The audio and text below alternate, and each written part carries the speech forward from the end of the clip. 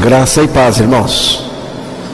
Vamos abrir em Colossenses, capítulo 2, versos 20 ao 23.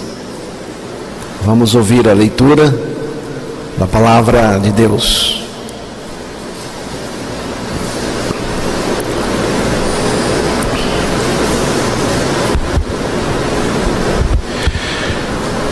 Se morrestes com Cristo para os rudimentos do mundo, porque como se vivesseis no mundo, vos sujeitais às ordenanças, não manuseieis isto, não proves aquilo, não toques aquilo outro, segundo os preceitos e doutrina dos homens, pois que todas essas coisas com o uso se destroem.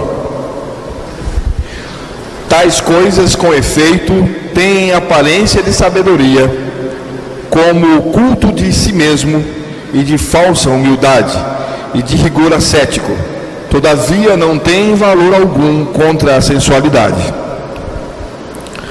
Que Deus revele a sua palavra aos nossos corações. Note que o apóstolo Paulo cuidadosamente afirma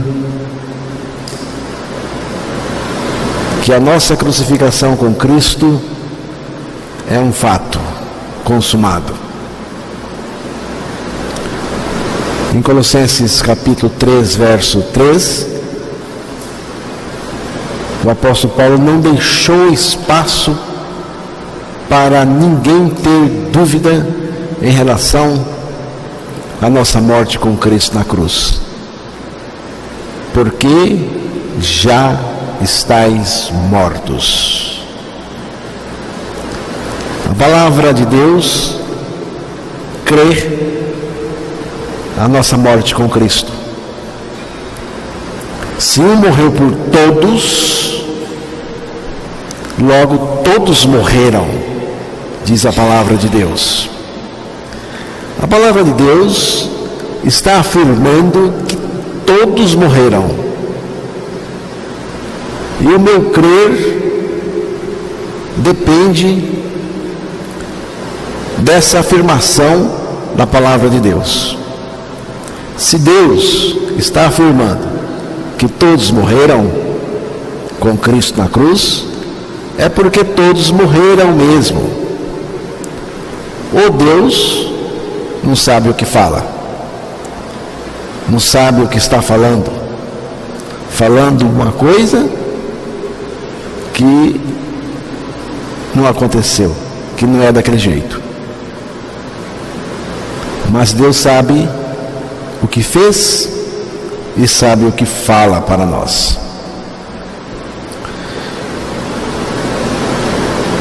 Por que Cristo está dizendo que nós morremos com Ele na cruz?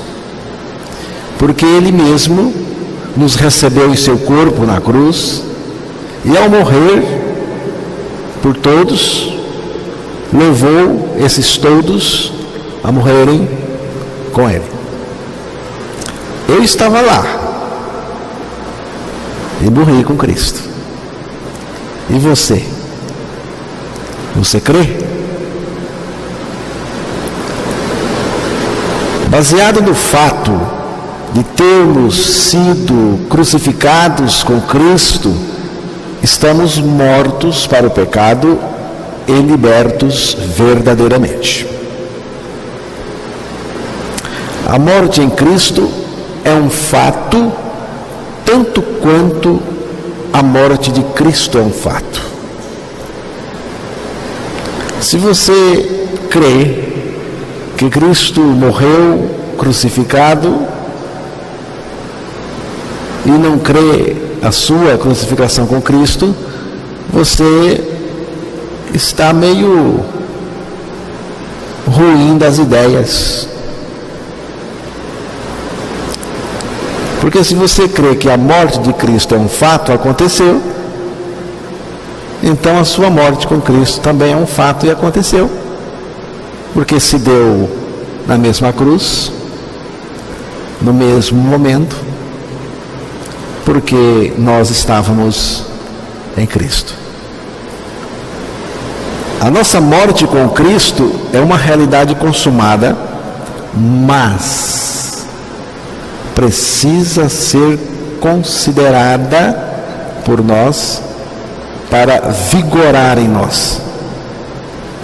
Saber que estamos mortos para o pecado é um passo necessário para se chegar à experiência de morte com Cristo, mas é preciso considerá-la. Essa morte com Cristo só se torna real em nós, execuível em nós, quando a consideramos pela fé. A nossa morte para o pecado é o meio pelo qual Deus nos liberta da nossa velha natureza. A nossa morte com Cristo abre o caminho para Cristo viver em nós a sua vida justa e santa. Estou crucificado com Cristo e vivo, não mais eu, mas Cristo vive em mim. Cristo em nós é a essência de tudo. Tudo na nossa vida cristã depende disso. Nada funciona na vida cristã a parte disso, a parte da nossa morte com Cristo e da vida de Cristo operando em nós. A nossa morte e ressurreição com Cristo já aconteceram. Do mesmo jeito que Ele morreu e ressuscitou, nós estamos mortos com Ele, ressuscitados com Ele, e Ele vive em nós. Não mais eu, mas Cristo é o que faz acontecer a vida cristã. Tem muita gente lutando, até sincera, se esforçando, mas não consegue, não funciona. Por que não funciona? Porque a única coisa que faz funcionar a verdadeira vida cristã é não mais eu, mas Cristo em mim.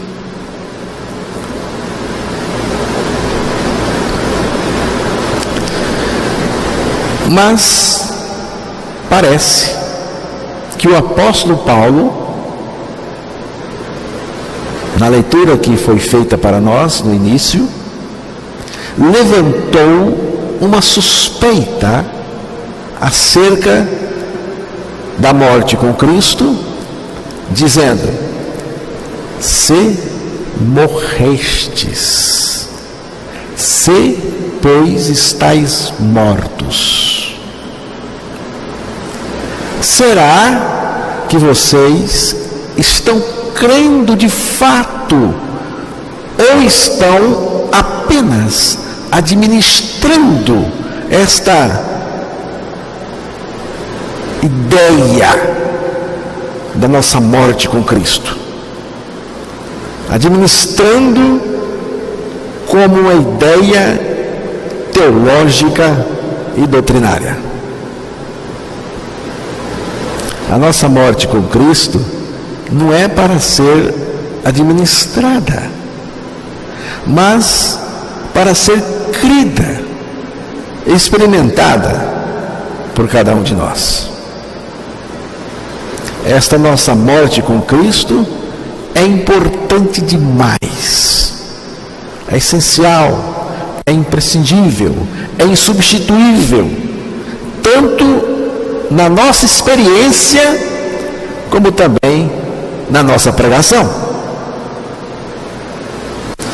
Quando pregamos esta mensagem da cruz, da nossa morte com Cristo, os que creem se alegram e crescem neste assunto. Quem não tem a experiência da morte com Cristo é desafiado a crer também. Se você não tem a experiência da morte com Cristo, então não se faça de besta, não se faça de tonto, mas creia de fato que você está morto com Cristo. É urgente crer. Não vamos fazer como o gambá.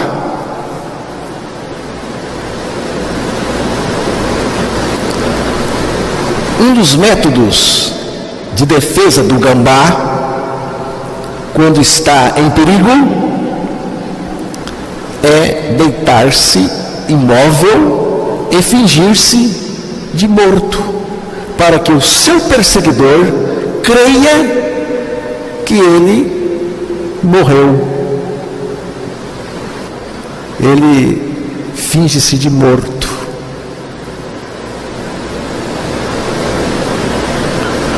Então, não vamos fazer como o gambá. Não vamos fingir-se de mortos,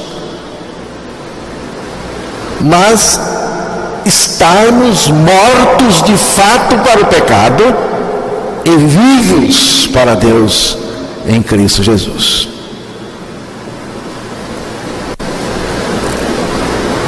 Quando pregamos o Evangelho da nossa morte e ressurreição em Cristo, os que são serão edificados, os que não são serão desafiados a crerem também. E quem está enganado, quem está iludido, é despertado para esta verdade insubstituível e indispensável da nossa morte com Cristo. Alguém pode perguntar, mas por que ficar repetindo que morremos e ressuscitamos com Cristo?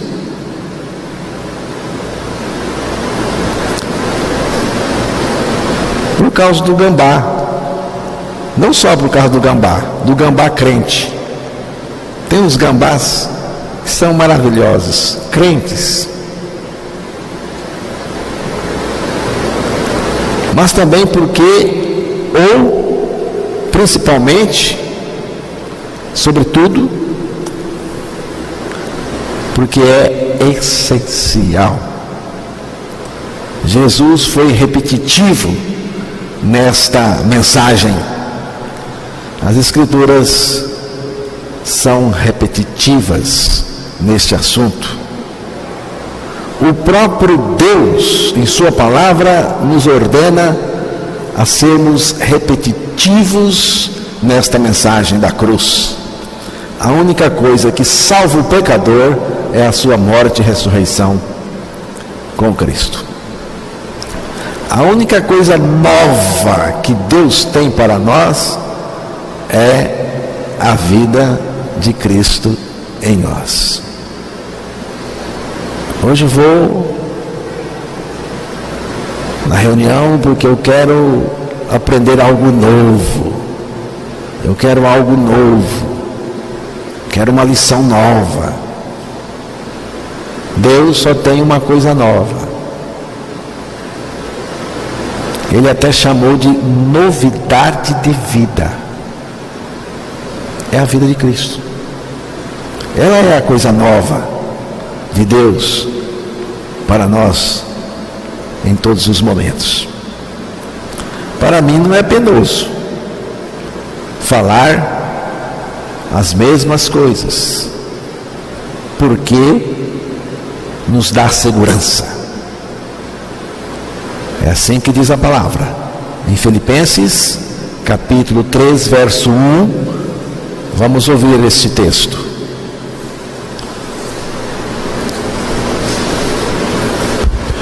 Quanto ao mais, irmãos meus, alegrai-vos no Senhor.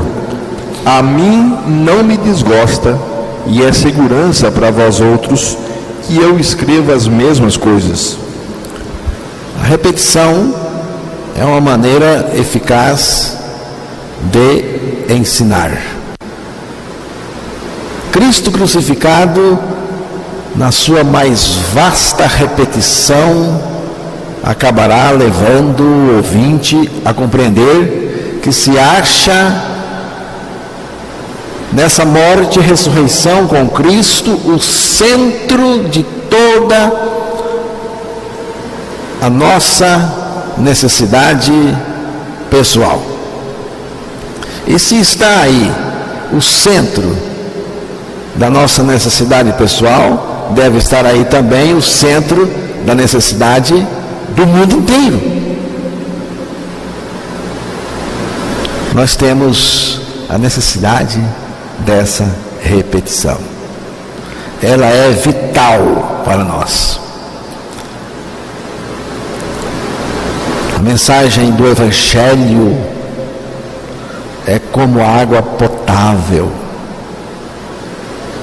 Você bebe todo dia, várias vezes por dia e durante toda a sua vida e não enjoa.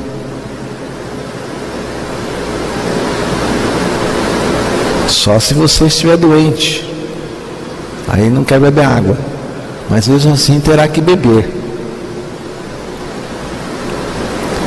Você não enjoa de água potável e fresquinha. Você não perde a relação de necessidade vital com a água. A água é nova toda vez que você bebe. A água nunca perde a sua essencialidade para nós. Você bebe água porque ela é necessária e o seu corpo necessita dela. E sem água, você morrerá esturricado. Quanta gente na igreja esturricada, seca, porque não está bebendo do Evangelho. Então, de acordo com a palavra de Deus, estamos mortos com Cristo. Estamos mortos com Cristo para que Ele se torne em nós a nossa vida. A nossa morte com Cristo nos libertou da nossa natureza pecaminosa, nos libertou das tradições humanas e da falsa religiosidade deste mundo. Religião nenhuma tem o poder para dominar a natureza pecaminosa da pessoa.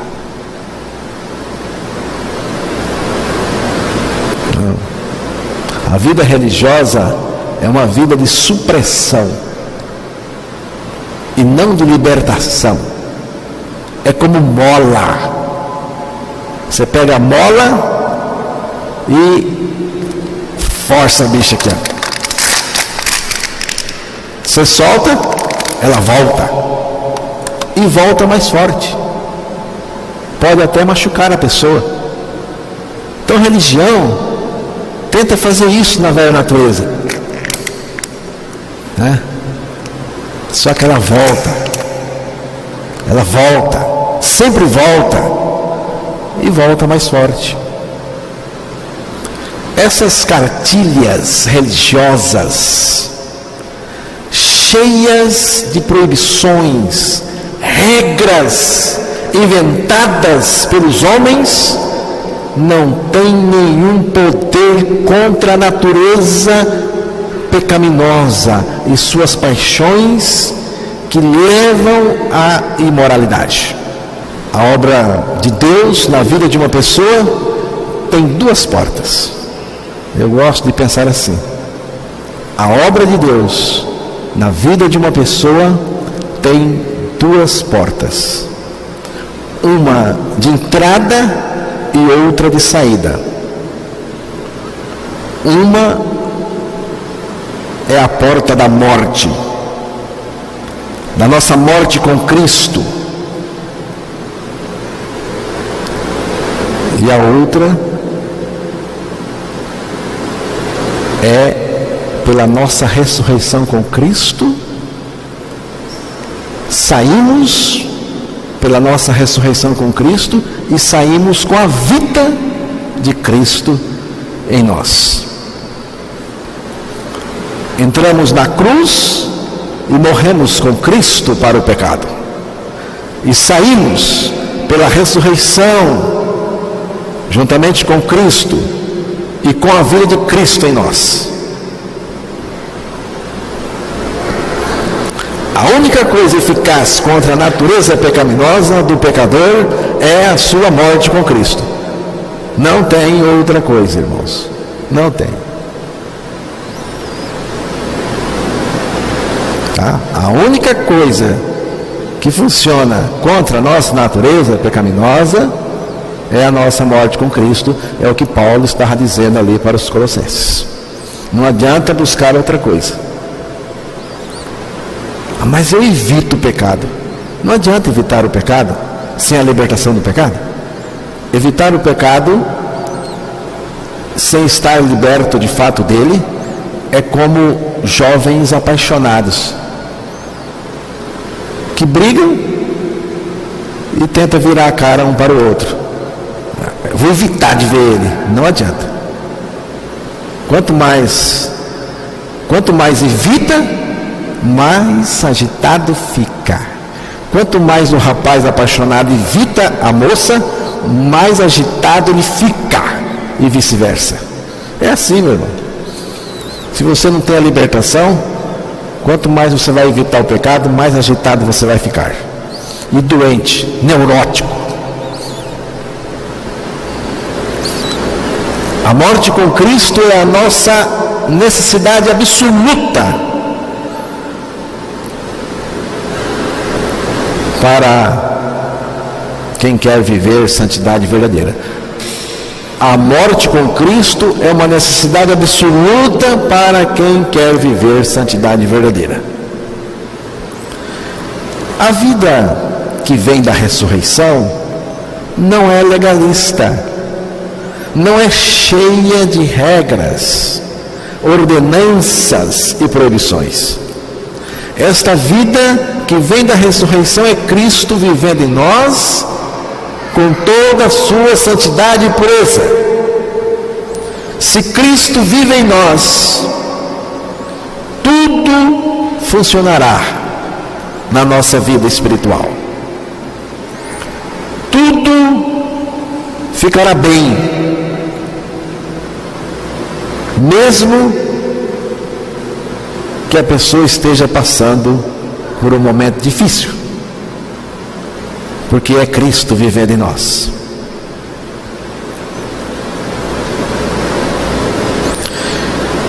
Por que Cristo não vive em muita gente? Gente crente, cristã. Gente até sincera. Porque é gente que não morreu com Cristo. Não morreu com Cristo e não foi liberta do pecado verdadeiramente em seu interior, em sua experiência. Porque Cristo só vive em quem foi morto com Ele e por Ele liberto do pecado.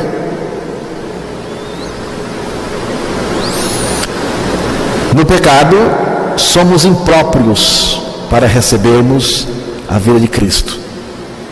Somos mais do que impróprios. Estamos interditados por Deus para não recebermos a vida de Cristo. Você não vai guardar um doce delicioso na lata que você colocou lixo.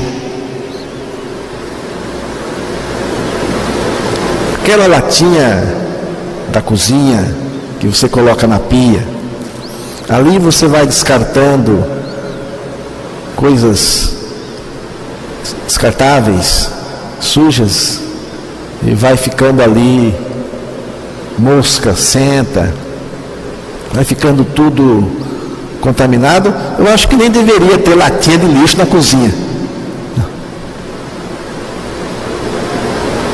Mas você não vai colocar aquele doce delicioso que você fez lá, na latinha do lixo. Se colocar, ficará contaminado e tudo se perderá. Quem mais vai comer o doce? O pecador é pior do que uma lata de lixo. O pecador tem dentro de si o pior de todos os lixos. É pior do que lixo hospitalar, é pior do que lixo atômico, é pior do que qualquer lixo. Porque o pecador tem dentro de si o lixo do pecado. O pecador é pior do que uma lata de lixo, porque está cheio de um lixo muito pior que é o pecado. Você acha que Cristo topará viver em cima do seu lixo pecaminoso? Se você pensa assim, quero lhe dizer, tome juízo, pense direito. Tem gente que quer isso, quer que Cristo coloque a sua vida santa e justa junto com a sua vida pecaminosa. Jesus não faz isso. Cristo tem a solução perfeita para você. A sua morte com Ele na cruz. Irmãos, Cristo tem a solução perfeita e maravilhosa para você. A sua morte com Ele na cruz. A nossa vida pecaminosa foi morta e substituída pela vida justa e santa de Cristo. Vamos ler um pouco a palavra? Estou falando demais? Vamos ler um pouco a palavra. Apocalipse 7, verso 9, 13 e 14.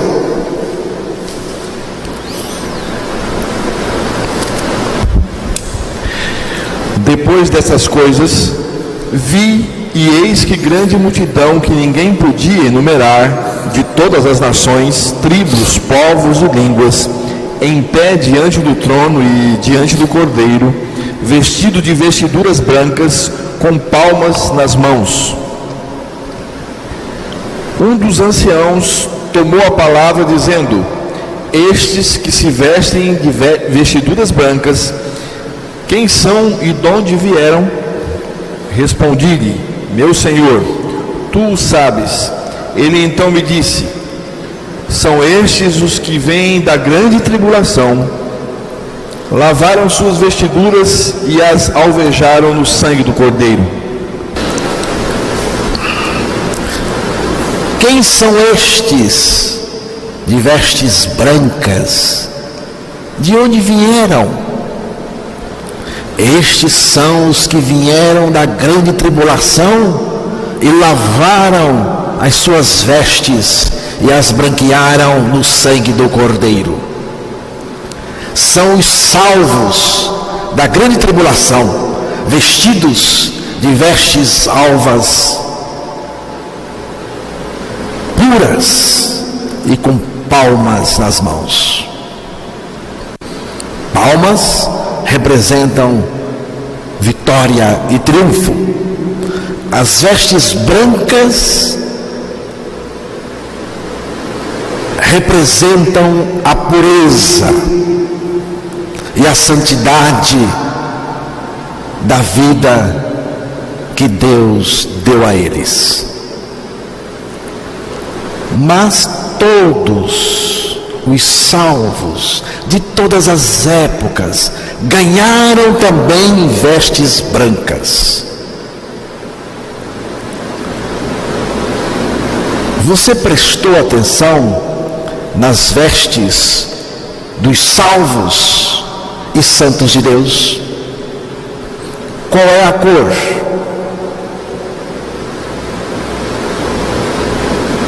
O que você vê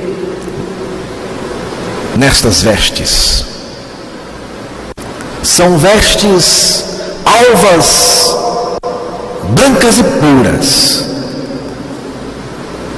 Eram absolutamente limpas. Você notou alguma sujeira nessas vestes?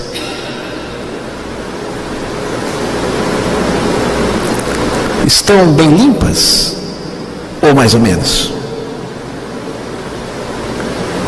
Havia algum porcalhão lá?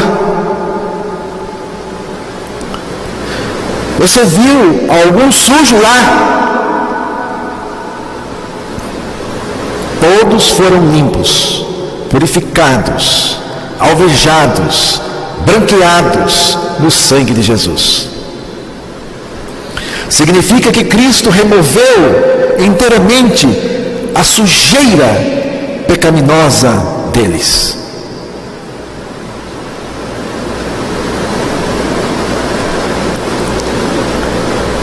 Diz o texto que eles lavaram as suas vestes e as branquearam no sangue do Cordeiro. Por que lavaram? Porque eram sujas.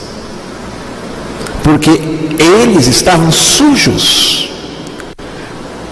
Eram sujos no pecado, lambuzados totalmente. Mas Cristo os limpou, os tornou limpos. Quem eram esses? Eram desgraçados pecadores, sujos e imundos, mas foram salvos, libertos e limpos por Jesus Cristo. Ficar limpo do pecado significa que Cristo tirou todo o pecado de dentro de nós. Ele fez isso através da nossa morte e ressurreição juntamente com Ele. Ele fez isto porque nos ama. Eu também já fui um sujo porcalhão, mas amado pelo Cordeiro de Deus, por Jesus Cristo, que me salvou, libertou e me purificou. Por causa do seu amor, Cristo nos pegou com a sua graça soberana, nos atraiu assim na cruz, nos identificou no seu corpo, nos fez morrer com Ele.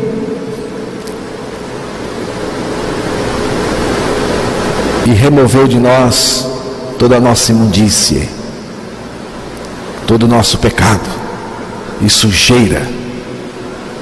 E na sua ressurreição nos vestiu de vestes alvas, as vestes de santidade. E tem mais uma coisa.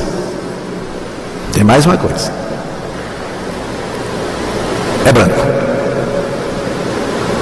São vestes brancas. Você sabe que no branco destaca bem a sujeira, né? Se está de branco e tiver amarelado, sujo, vai aparecer.